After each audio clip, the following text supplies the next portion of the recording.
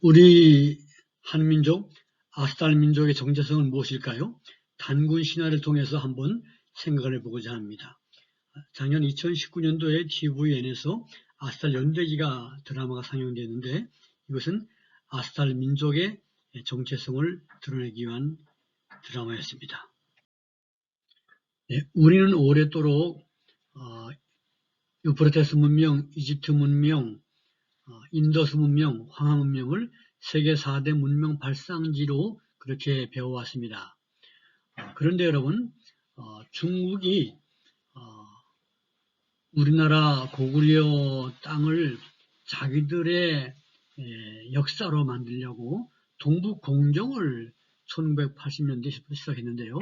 그 결과 만주유적을 발굴하면서 전설로 알아왔던 동족의 사망, 오제 등이 역사적인 실제 인물이며 주전 3000년 내지 3500년 전에 역사 흔적들이 무수히 발굴되었습니다. 굉장히 고도의 문명이 발달되었다고 합니다. 2004년에 이 지역을 요하문명이라고 명명을 하고 그것은 황하문명보다 앞섰고 약 5000년의 역사라고 주장을 하기 시작했습니다. 이것은 뭘 의미합니까? 우리 단군 신화가 실제 하는 것이고 고조선이 실제 굉장히 역사가 오래됐으며 우리 아스탈 민족이 세계 4대 문명 발상지 가운데 하나라고 하는 사실을 보여주는 것입니다. 요하라고 하는 말은 빛나는 강이니까 역시 동쪽 해 뜨는 나라를 의미하는 것이고 홍산도 이건 붉은홍으로서 해가 뜨는 산이라는 뜻이고요. 아스탈이라고 하는 말도 사실 해가 뜨는 곳을 의미하는 것입니다. 아스탈족의 이주 경로를 본다면 원래 인류 문명이 그 노아 홍수 이후에 노아의 아들 셈, 함, 야벳이 이 아라산에서부터 내려와서 에벨이라고 하는 것, 이 에벨은 다른 말로 하란이라고 하는데요. 에벨 온 땅에 거하다가 이 사람들이 여기서 동남쪽으로는 가서 유프라테스 문명이 발전되고 그 후에 또 남서쪽으로 이집트 문명이 발달되고 그 다음에 또 동쪽으로 가서 인더스 문명이 발달되고요. 북쪽으로 가서 쭉 시베리아를 건너서 동쪽으로 가는 것이 바로 우리 아스탈 민족이 되겠습니다. 황하 문명이 아니라 그렇게 해서 우리 아스탈족이 굉장히 문명이 나오기 초기에 노아의 후손들인 셈, 함, 야벳 가운데 셈족의 일부가 동쪽으로 이주해 와서 아스탈족이 되었다 이렇게 우리가 볼 수가 있습니다. 자, 그럼 단군 신화에 관한 것을 좀 생각해 보겠습니다. 단군 신화에 가면은 환인, 즉 하느님입니다.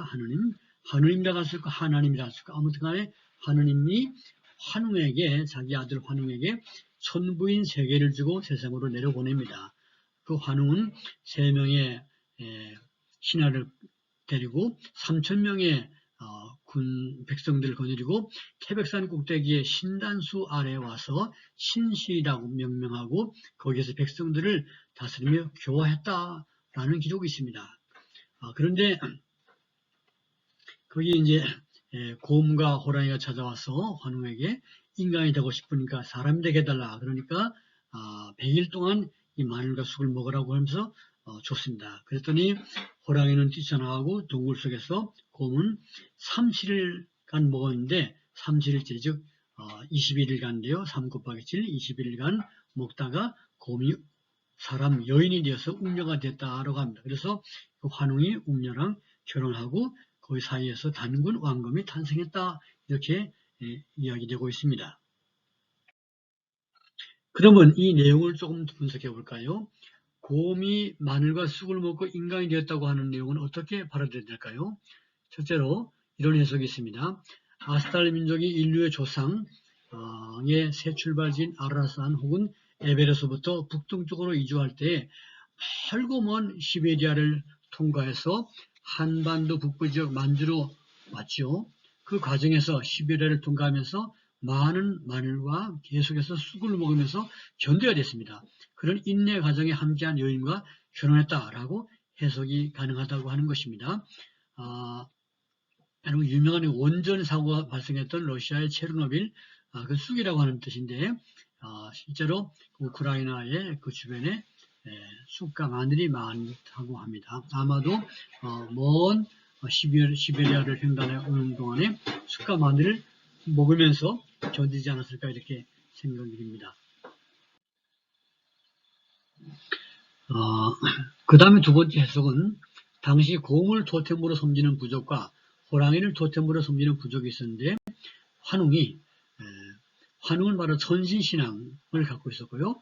그 환웅이 곰을 토템으로 하는 부족과 정략 결혼을 했다고 하는 의미로 해석이 됩니다.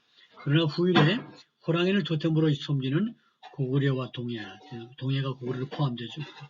그래서 고구려가 조선과 부여를 뒤이어서 아스탈족의 통치권을 갖게 되죠.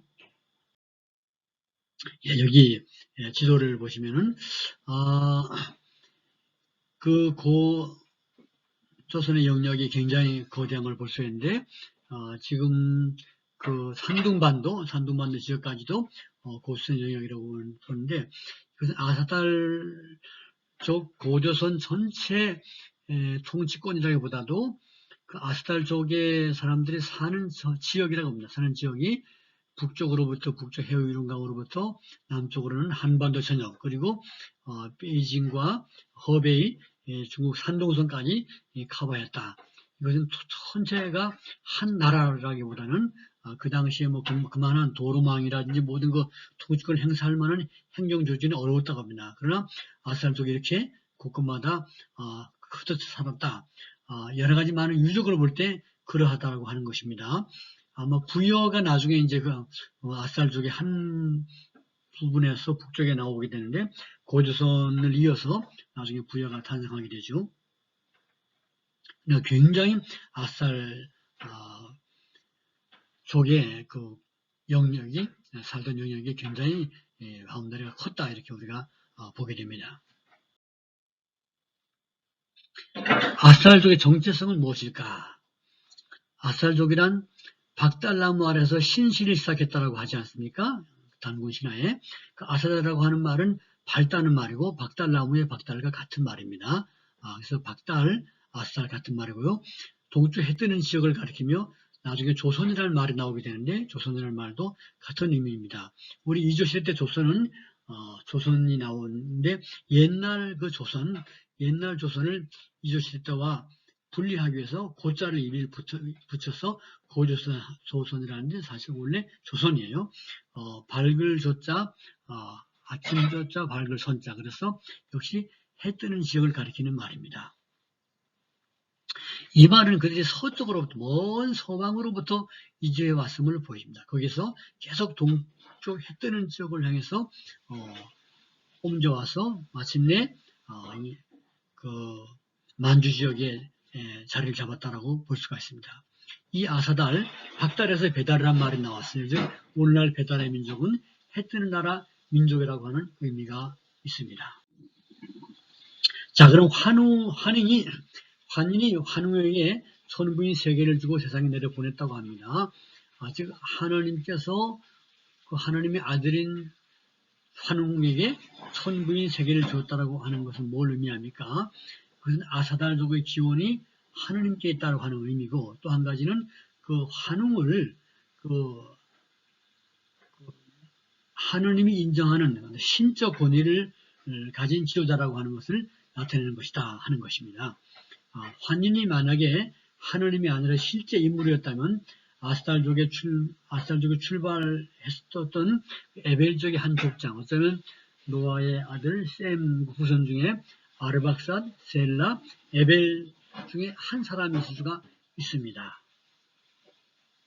천부인은 칼과 거울과 옥 또는 옥이 아닌 방울 이것을 의미한다고 보는데요. 칼은 악한 자를 처벌하는 도구고 거울은 자신을 돌아보라는 의미고 지도자로서 또 옥은 신의 소리, 하나님의 소리를 듣는 도구로 추측이 됩니다. 그렇게 해석되고 있습니다. 환웅은 산 천명의 신화를 거느리고 왔습니다.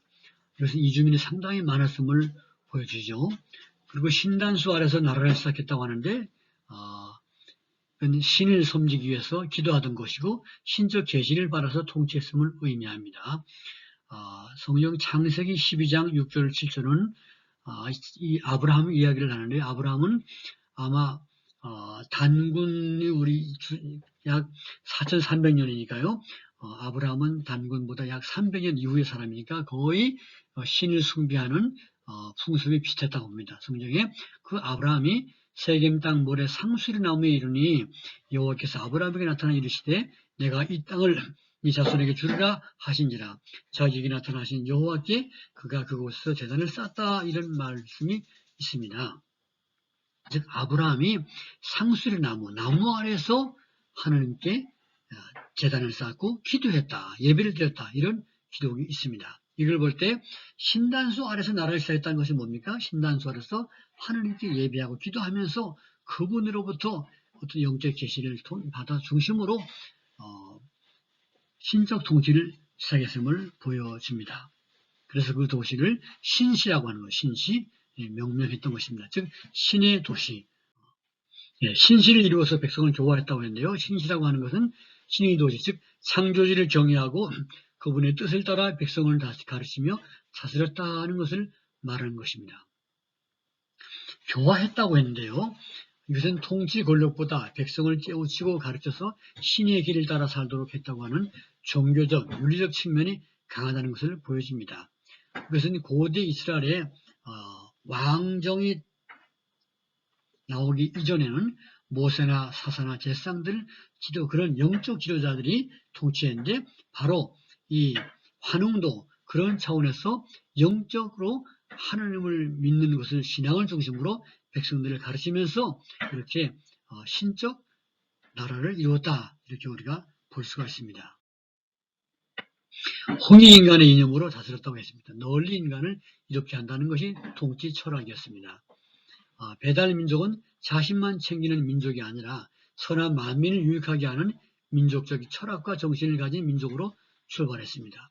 그러므로 단군 신화에는 정천 애인 사상이 들어있습니다. 신시라고 하는 하나님을 섬기는, 하나님의 도를 받아서 나라를 다스리는 정천 사상과, 그리고 널리 인간을 이롭게 한다고 하는 애인 사상이 들어있다.